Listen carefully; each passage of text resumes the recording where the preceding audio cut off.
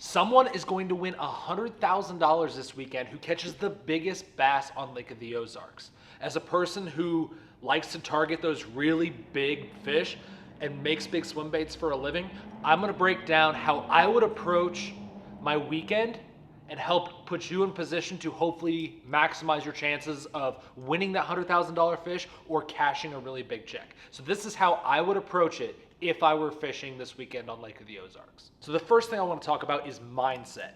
Going into the weekend, you need to be in a trophy hunting mindset. It's completely different than normal tournament fishing where you're going out there trying to get a ton of bites. You only need one bite in a day. So it kind of switches. Don't necessarily go fishing, go hunting. You're trying to put yourself in the best position to be as sneaky as possible on every spot, every cast. Make sure every cast is really well thought through. You're going out of your way to put yourself in different boat positions to bring that bait across different structures that are really big fish holding pieces of cover.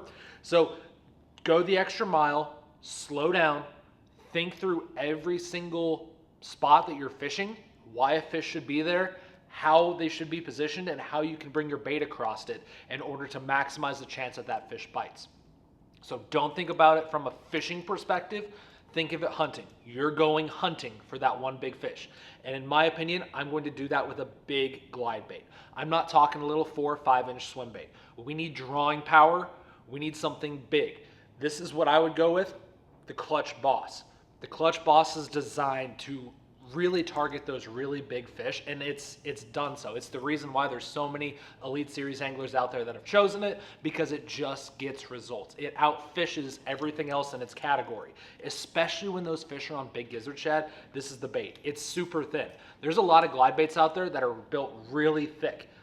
If you look at a gizzard shad, they're not built like a block of wood. They're built skinny, especially the ones that are a little bit sick, a little bit injured, the ones that we're trying to emulate.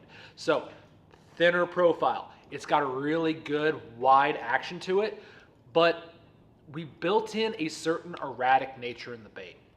So even on a straight retrieve, the bait just doesn't do the same thing every time. It's going to be a little bit different here, a little bit different there.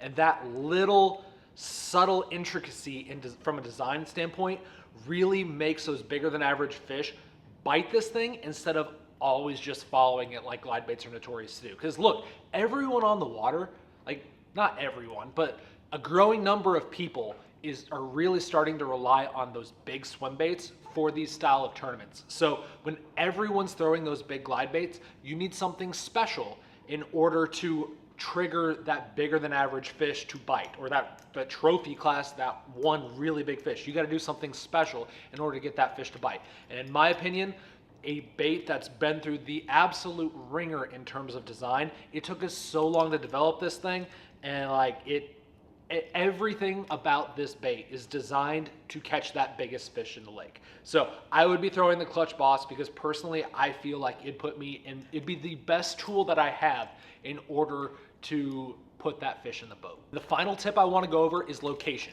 We got the bait, we got the mindset, we got that trophy hunting mindset. Now we just got to figure out where on the lake we're going to target these fish. In my opinion, I know it's fall. I know the book on fall fishing says to chase fish to the backs of creeks. They're in the backs feeding on shad. Yes, a lot of fish are back there, and you can catch some bigger fish doing that. You can catch 4, 5, maybe 6 pounder doing that. But we're trying to target that 7, 8 plus pounder. And in my opinion, that fish is going to be a pretty resident fish on the main lake. They're going to be on some sort of a drop off. They're going to be really adjacent to those main river channels. So I'm going to really target those main lake points, especially where that channel butts up against the bank or butts up against a point. Great big fish holding locations. I personally don't believe that those 7, 8 pounders on Lake of the Ozarks are very migratory. I think they like to stay put, and they like to be the boss of their given like little area. So I would target those areas. I would really pay attention to how I feel bait fish are moving across a piece of structure, and I will go out of my way to put the boat on the bank and make a cast over deep water and bring it up shallow. I would switch up my retrieve angles throughout the day, and once I start kind of getting a clue as what those fish are wanting, I would go do that a lot more. So those little intricate details, in my opinion, are the thing that really matters when it comes to throwing these big swim baits and having like a lot of success with it. Now, that being said, this approach, this trophy hunting approach, you can blank doing it. Like in my mind, like you're risking it for the biscuit on this one. Like you're trying to catch that $100,000 fish. You're not trying to cash a 20th place check.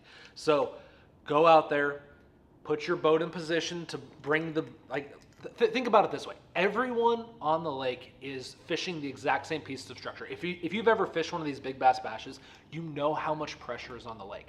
There's people, like 2 people on every point, and every 15 minutes they blow a whistle and everyone rotates one spot. It's like, now that may be a little bit exaggerated, but not far. So yeah, go out of your way to put the boat in a different position. Think about your cast angles, because if every fish is used to seeing a bait come this way across the point and you reposition your boat here and make a cast this way, it's a different way that fish hasn't seen a bait presented, and he's more apt to bite it. So yeah, clutch boss, worry about your retrieve angles. I guess let me get into how I'd fish this a little bit. I would, personally, I feel like those bigger fish like something a little bit more slower and methodical. So I'd cast it out there. I do a lot of reel bumps, reel bump, reel bump. And then every 4th or 5th one, I give it a little bump, bump, bump, a little bit extra speed. And just in case there's one following it, it gives them that opportunity to commit to it.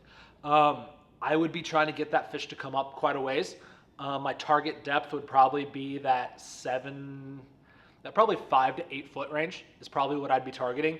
And depending on clarity, I'd maybe work this a foot to 2 foot under the surface. I want that fish to kind of come up and be pot committed from a ways away. Down by the dam a little bit more, something a little bit more natural, something like this where it's very shaddy would work out well. If you're more upriver, a bare bone would do well, something that's a little bit brighter. So that's kind of my approach, how I would approach the weekend. Hopefully this helps, and hopefully one of you guys catches that $100,000 fish. I'm bummed I can't make it down this weekend, but I'm pulling for you guys. Like and subscribe for more videos to come. Thanks.